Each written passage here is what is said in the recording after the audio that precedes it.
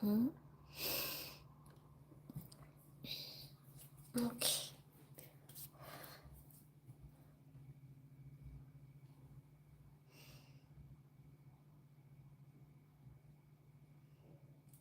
Offers professional therapy with a licensed therapist carried out entirely online. They're active, but with they're flat, knowing much about.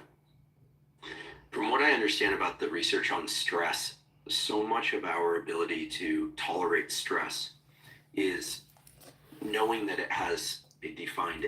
By the way, everybody, I have an exhibition in Tel Aviv on 12th of June, so hope to see you there. And meanwhile, I finish this area, and I have to be done with this area. And let's do it. And hope you see you there, 12th June. I put the info in the description box. Endpoint. Yeah. So if we look at, or if you look at from the perspective of your clinical work, because you were indeed a clinical psychologist as well as a researcher, a psychologist slash neuroscientist, you wear many hats. Is there any evidence, or like what are the data on people that have some time to anticipate the loss of someone or a pet, or maybe even a certain aspect of life, like a job? Right? They've been laid off, but they get some time before their final day. Or retirement. Or somebody is slowly dying, versus a sudden death, a shock, a car accident, or worse. Is what did the data tell us about how that grief is handled? Is it easier in some sense when you know there's an end point because you can anticipate the end? What's known about this? I think there's a couple things there that I highlight. We can think about something being stressful, and we can think about grieving for it, and those might be slightly different, but we can get there. But what I would say most directly to your question is, yes, it is true that sudden losses are harder for us to learn, to understand what's happened, because we don't even have sort of a conscious, we've never run the scenario sort of through our mind. So of course it's more difficult for us to now imagine it. But there's more to it than that. So we do know, for example, having closure conversations with someone who's in hospice care, these are helpful actually after the loss, because we can reflect on getting to say, I love you and thank you and I forgive you, please forgive me. To say goodbye. We know that having that conscious process is helpful later on as we're reflecting on the loss. But I will say that it doesn't necessarily change the attachment biology. So the attachment is an implicit belief. It is an everlasting belief. And so I think it is actively trying to prevent us from learning that they are gone. And so what you see is a person, this will happen in studies. I ask a participant, tell me about the death of your loved one. And they'll tell me the story of how they were, in palliative care and they had this terminal diagnosis and so forth. And then I'll say, was the death sudden? And they'll say, oh, absolutely. I had no idea. Because I think that the belief that they will always be there does not respond to logical thinking, you see? And so you can still pick up the phone to text your loved one, even though you have known they were going to go, even though you know they've been gone, because there's a piece of your brain that is still operating under the belief they don't have to be in my time and space for them to exist. And so I think in some ways, the learning might actually be, how do I transform my understanding of this relationship now that they're not on this earthly plane? How do I understand where they are or how that makes sense? How can I have this continuing bond in my internal relationship with them, right? Maybe I still tell them about my day, or maybe I, like when I see things, I think, oh, my mom would love that, right? I have this moment of connection internally with my mom because that internal relationship goes on. It is everlasting. At the same time that I know, oh, she's not going to be at my wedding or she's not going to be at graduation, right? You can have both at the same time. I think that's part of why grieving is so confusing and makes people feel like they're losing their mind. Yeah, the question that immediately comes to mind is whether some people have challenges getting through the grief process because of a kind of deliberate refusal to enter this new reality that they're both gone and that there are elements of them that are still alive within us, as you pointed out, in the form of the attachment. Yeah. The attachment lives on. Yep. The body no longer Yes, lives on. that's right. And, you know, it's difficult to decide whether or not movies like Ghost, I think that was the movie, right? Where Yes. she loses her spouse or a loved one. I don't recall if it was a spouse, and he's essentially still there with her. That's right. I mean, movies like that, you can imagine, are kind of a double-edged blade because on the one hand, they give people the sense that the person they miss and are so attached to is still there. But, I mean, that's a movie where they could actually write in the image of the person. Yeah. And it creates some complications. So do people delay the grieving process? Do they protract it and just make it much harder on themselves in a kind of a stubborn refusal to quote unquote let go? I could understand why that would be. I've been guilty of this in the past. Is that common? I think the question is askew in the sense that there is no letting go of the attachment part. There is transforming our understanding of what that means. So for most periods of history, periods of time, And cultures, distinction we between have usually a social system, often a religion, set up to explain to us, where did they go? Are they okay now? Will I ever see them again? Most of us, through most of history, have had a way to understand, I can't see them now. I will see them eventually. Dia de los Muertos, I will see them once a year, right? Or they are in heaven now, or they're in the Pure Lands, or they're my ancestor. There is a relationship that I can have with them. I can ask them to, speak on my behalf, so to speak, right? Intercessory prayers in Catholicism. So historically, we've had this way of understanding this internal relationship that is so real, you could put it on film. It is really happening. And they are also not present.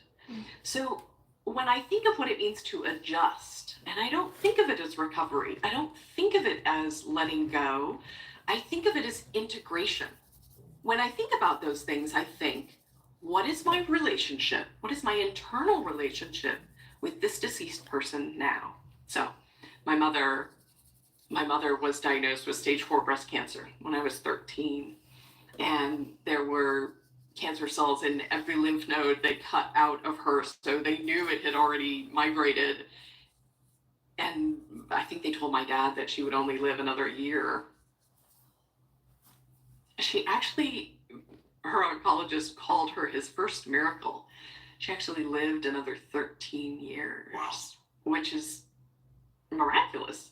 But what it meant was we learned to live in this state of sort of waiting for the second shoe to drop. And I think because of that, I just became really comfortable and familiar with grief. It doesn't bother me when my participants I'm interviewing, sort of cry uncontrollably and then they apologize and I say, this is just what grief is. This is just how it works. And so what it means is that now I have a very different relationship with my mother than I did at 26 when she died. At 26, I was really angry with her still. Now, my friends, in our 40s, suddenly my friends seemed really accepting of their mothers, like their relationships with their mothers improved. They were like, well, I understand why she did the thing she did, or now I'm so grateful for blah, blah, blah. And I had a whole lot of grief because I didn't get to do that. I didn't get to have that transformation of our relationship. And then I realized, wait a minute, I can still have all those thoughts. I can look in the mirror now, because I look a lot like her. I can look in the mirror now and be like, I'm doing this for you, Mama. Or, it's not the way I would have done things, but I get that you had a reason. And forgive her. And doing that with the internal representation matters to how I function in my day-to-day life now, but it has nothing to do with letting go. Do you see what I mean?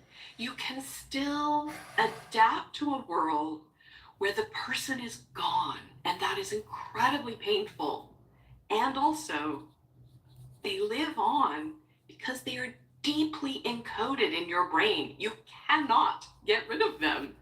They are there with you, physiologically with you. And you can work with that relationship now as well, so that I can spend time with my living loved ones. I don't spend a lot of time feeling guilty about how I handled her death or something like that. I'm busy living my life now because I've integrated my relationship with her. Does that make sense? That makes very good sense. Yeah. I'm wondering if you could touch on some of the work that you've done related to how grief relates to the attachment and how attachment relates to wanting. Mm-hmm. Because you've made this incredible discovery that the dopamine system, which most people associate with pleasure, and Mm-hmm. thanks to the wonderful work of Anna Lemke and others, there's been more education now, and people are more aware now of the fact that dopamine is much more about wanting than having, Yeah. more about craving than Yeah. delighting in. But and I think everybody else will be kind of shocked to learn that dopamine and grief have a very close relationship. It's the hallmark of grieving is yearning, pining, right? These are other words for wanting, aren't they? And that dopamine, I've heard it described as dopamine and the reward system is really how much effort would you put in to get this thing you want, right? How much effort would you put in? How much effort would you put in to see your loved one again, right? One more time.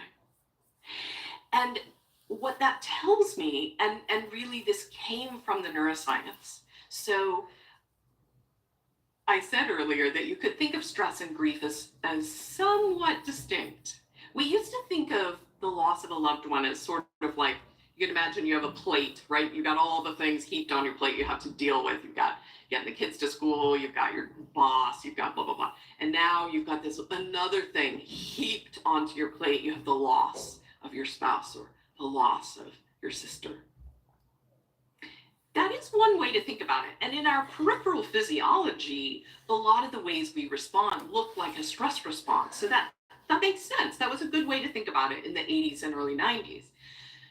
But the neuroimaging research, when we asked people, tell me how much you're yearning for your loved one, and then we put them in the scanner and we showed them photos of their loved one, compared those to them looking at a stranger.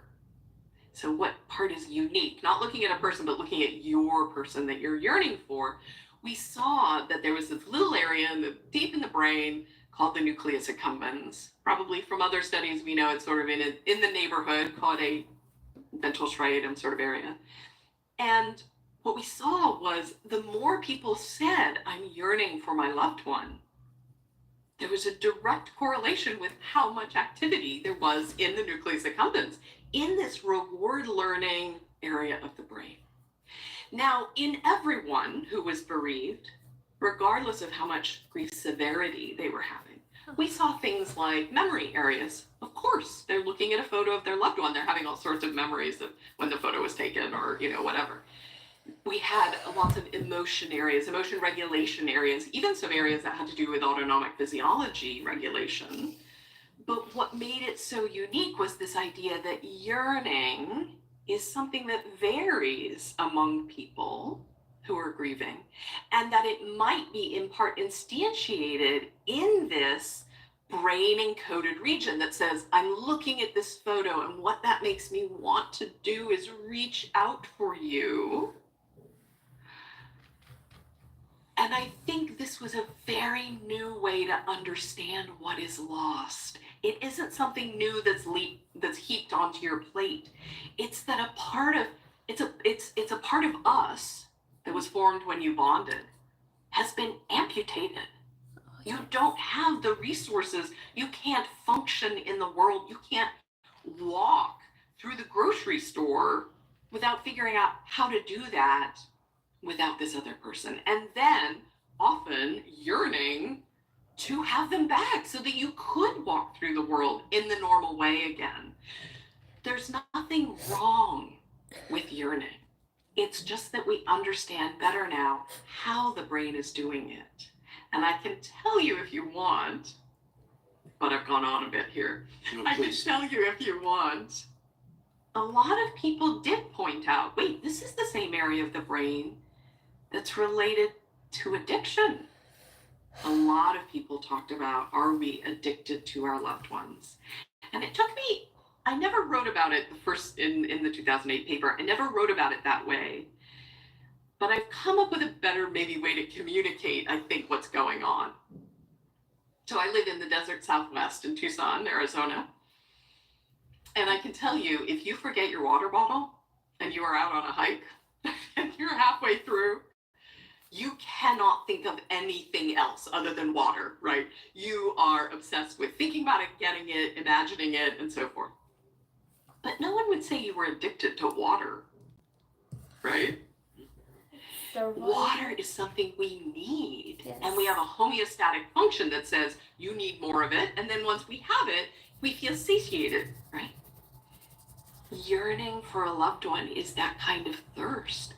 We need our attachment to that in modern society where we can sort of fill in for so many needs. We need our spouse. We need our children, our parents, our siblings. And we fail to thrive when we don't have them. And so I think the activation in that area is just the cue of you really need to reach out for this person. And the process of grieving is, if I'm going to reach out, it's going to look different than it did before. Maybe I'm going to have a conversation. Maybe I'm going to talk to my sister. But also, you have to find another way to get your attachment needs met. There has to be someone else in your life whom you would say, I will always be there for you. You will always be there for me. Because this person who's left this earthly plane cannot be that anymore. So interesting.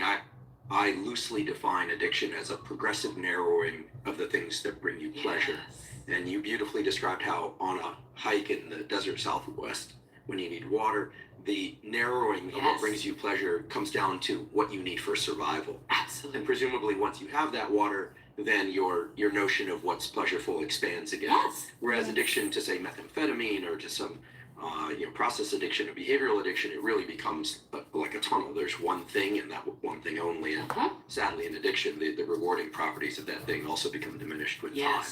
But the way you describe grief as a sort of addiction-like the process of grieving, sort of addiction-like in that sense, raises for me a question. You said that at some point, in order to move through, I don't want to say get over, because to integrate the grieving process, one needs to either find a replacement attachment figure.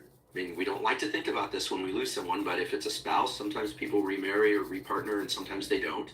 But it's kind of a beautiful thing, really, to observe that. I've seen that several times over when somebody repartners and they seem like that attachment need is met, at least partially. It's not the same, but it's met differently again. Yeah. But sometimes people refuse. They hold on to the attachment or morph the attachment in a way that they are with that person forever, to the exclusion of replacing that attachment figure. Are there any data that speak to which one works better, or is it just kind of who you're at and where you're at in life? And some people are really stubborn with this aspect of the grief integration process. I think recently a lot about what is a good outcome. I've spent a lot of time in my career thinking, what is a bad outcome when we're grieving, and how might we most help people who are not integrating this in a way that's allowing them to restore a meaningful life. But And I've shied away a lot from the question of what is a good outcome, because I think it has a normative quality to it. But I've started thinking about it in a very open way. So the first thing I would say is I really don't think of it as addiction like. So our need for our loved ones, much like food and water, is this homeostatic process, right? You think, oh, like I'm visiting you, right, for this podcast. And at some point, there's some push notification in my brain that says, you should text your partner, right? And I pull out my phone and I text him and I wait for a few minutes. And then he responds and I get that little, oh, he's there. He knows where I am. We're good. That's not an addiction, right? That is the normal homeostatic process, just like I also got up and ate breakfast because I knew that I needed that, right?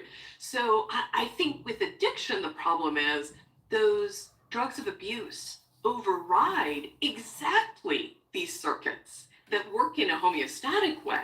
And by overriding them, they either pare down the number of receptors or mess with the affinity of the receptors in such a way that it really does narrow our what's rewarding to only this drug, because only this drug can powerfully overfill those receptors. And now we have a situation where only meth, right, is the thing that makes us feel better. But not quite the same with food, water, and living loved ones. To your question of, and I think you've actually really hit on something that our culture is really struggling with right now.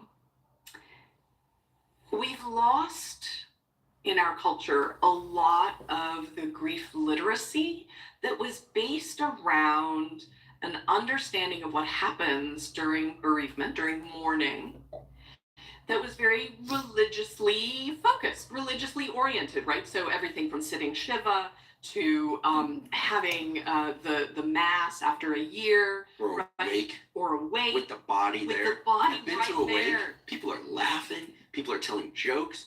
They're drinking. Yeah. And I remember the first time I went to a proper Irish wake, Yep. I was thinking, this is wild. Yes. I didn't quite know how to be. Yes. And after some period of time, I caught on, and it was remarkable. Yeah.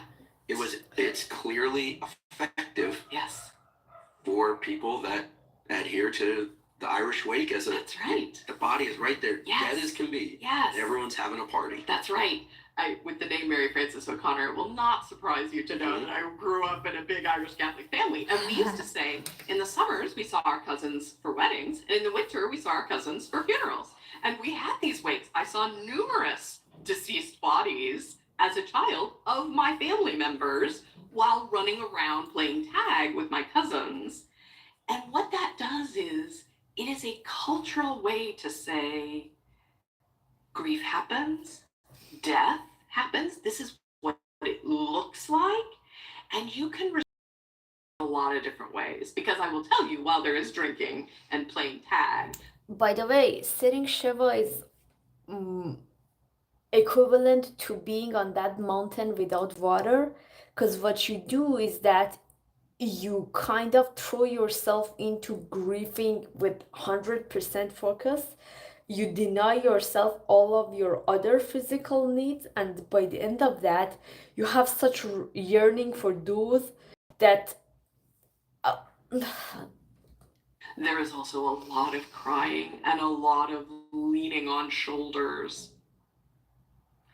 It gives you some form of organization for how to understand the strong feelings that you're having.